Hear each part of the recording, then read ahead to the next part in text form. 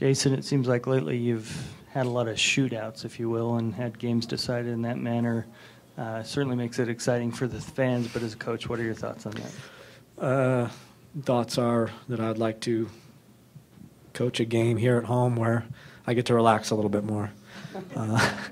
That's what I told the guys. I mean, at some point I hope that we can get a game or two this year where I get to sit on the bench and be quiet in the second half and just enjoy the show. But hasn't been that way so far. Great crowd tonight. I hope they enjoyed the show that the boys put on for them. It's, you know, the last two matches here have kind of been helter-skelter and hectic, but at the end of it all, we got the points we wanted, so pleased for that. Jason, talk about how each of those red cards affected the match for your team.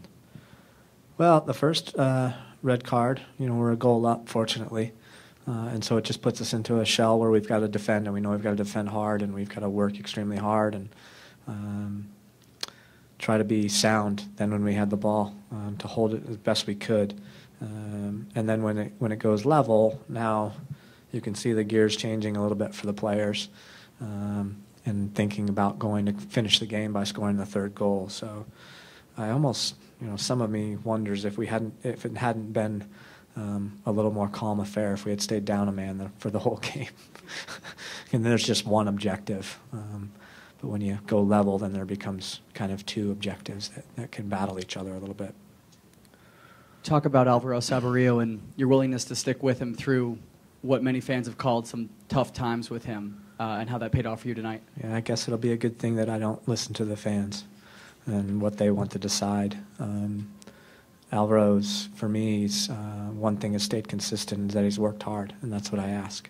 You know, I keep saying this, I hope you guys start to believe it, but it doesn't always matter to me that the forwards score goals.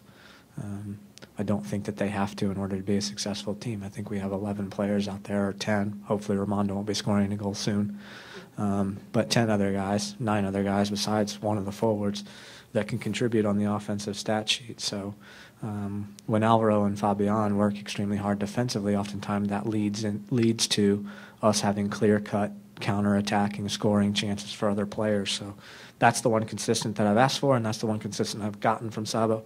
I just know that it's only a matter of time until he scores goals.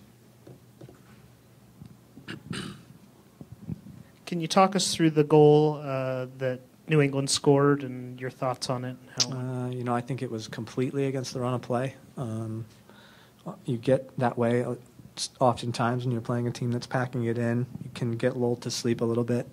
I thought we were, you know, the team that had the ball probably 80% of the time when he goes on that counterattack. Tony Beltran's in a very, very advanced position, as we want him to be aggressive at home when we have the ball. Gets played up the right channel of the field, and Tony recovers. I'm not sure how quickly he recovered, but I do know that him and Olave were both close enough to make a play on Fellhaber there at the right corner of our box. And they let him cut inside onto his right foot, and something we've talked about now, particularly in the last match. It happened to us with Avila early on in the game. He didn't score, and we showed him that this week to try to convince them that we can't let players cut into their good foot. Fellhaber's very right-footed, as is Wynn. Both of those players we had projected to be on the left side of the field, and it's simple for me that when we get 2 defenders on 1 attacker, we need to do our best. We need to keep him on his left foot. The game of soccer often has missed chances as part of it, but tonight you had some really fantastic ones that you weren't able to convert on. Is that a concern at all? No. I think that you had it right the first part of your question, that the game of soccer has missed chances, and a lot of them. That's just the way it is. A lot of times the missed chances and good attacking opportunities turn into momentum, though, which is extremely important in the game. So I want us just to continue to be aggressive, continue to take our chances, and if they go in, fantastic, and if they don't, we'll hope that that's built us some sort of momentum that will pay dividends as the match wears on. Jason, these 2 goalkeepers tonight are both, you know, legendary in the league, and we saw the quality tonight. Can you talk a little bit about them and what we saw? They were both special players in the match tonight. For me, Nick got us the 3 points. Without him in goal, we probably are walking away with 1. And at the same time, I would say that Matt Reese kept them in the game as well, because without him in the net, it would have went 3-1 and the game would have been over. So 2 fantastic players on display tonight that played to the top of their potential. Coach, you talk about how there's inconsistencies and things like that, and here you are, 7 wins. Is this frustrating, or are you happy to be where you are? What is your mindset now after this? Okay, glass half full or glass half empty? I'm still pleased, and I'm going to take a positive mindset with it, that we have to be pleased that we haven't been at our best still for 90 minutes.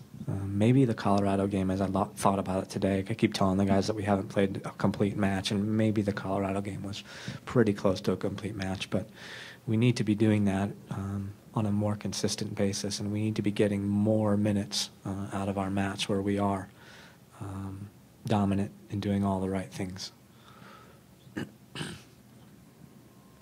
Third set of 3 games in 8 days for you coming up here, Jason. Thoughts on how you approach this at the third of the way through the season now? Yeah, I'll be honest. I don't know. I don't know right now. I'm going to sleep on it, and I'll answer that tomorrow for you. I am considering some rotation. I do think that playing 3 games in a week like this is very, very difficult on the players. We did it I guess that was just last week, wasn't it? And our guys handled it pretty well. But, towards the end of that third match, we had some guys that were really dying, so...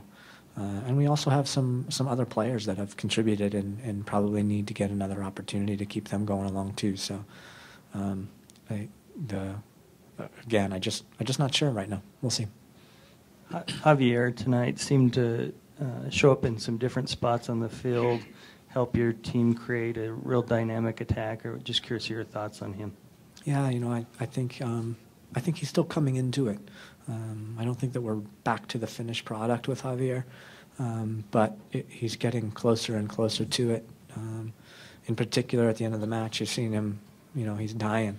And so the soccer fitness is still coming, and I think with every 90-minute stretch he puts in, he's going to get a little bit fitter and a little bit fitter. So I'm hoping that, my personal feeling with Javier is that when he's at his absolute best, he's the fittest guy on the team. And so I think that, for me, it's, chicken and egg situation. I think we put the foundation in Javier's match fitness, and then the soccer stuff will come. Jason, when Will went out with the red card in the 59th minute, what were your thoughts on how the rest of the team responded? It seemed like they were pretty aggressive, and they didn't really back down at that point. It's we're unfazed. I mean, this team has literally been through probably every single tactical situation they could be in. So, we're down, man. Okay, I think everybody probably even knows what we're doing. I don't even have to tell them what the shape's going to be. We just go into that shape and we carry on. So, I feel a little bit sorry for Fabian because he's had his baby yesterday. And I really thought he would score the goal today. Expected him to, really. And unfortunately, we had to take him out. He was a tactical sacrifice for that.